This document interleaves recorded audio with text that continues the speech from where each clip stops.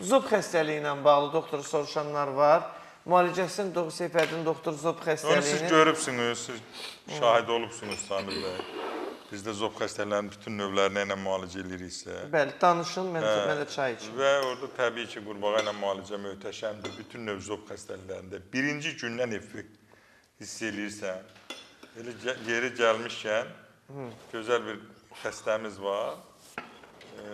Afərim, ada bax, Afərim xanım və anası Çimnaz xanım, elə mənim bacım qadınlar. Onlar gəlirlər və Afərim xanım, sonra bizim yenə bir gözəl Sevinç xanım, bizim çoxdur, yəni o müalicəni qəbul edən ilk gündən öz effektini verir.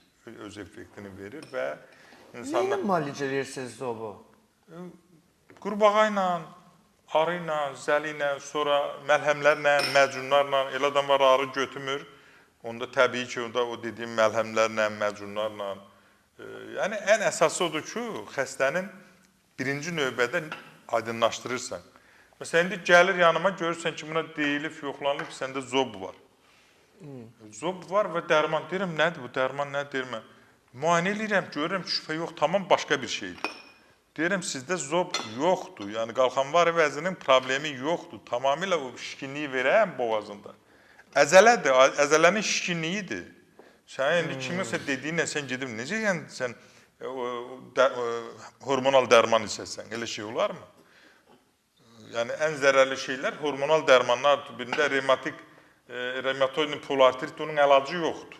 O yeriyə bilmir, barmağını aça bilmir, məcburdur tabletləri içməyə. Və sən niyə içirsən bunu? Yəni, biraz insana o da ən çox sosial şəbəkədən götürüb özlərini müalicə edirlər Samir bəy. Bilirsən nə qədər ağırlaşmalarla gəlirlər bizə. Bəli, bəli. Yalandan məsləhətdə. Mən Instagramda gördüm, mən TikTokda gördüm, mən... Hamıda məsləhət.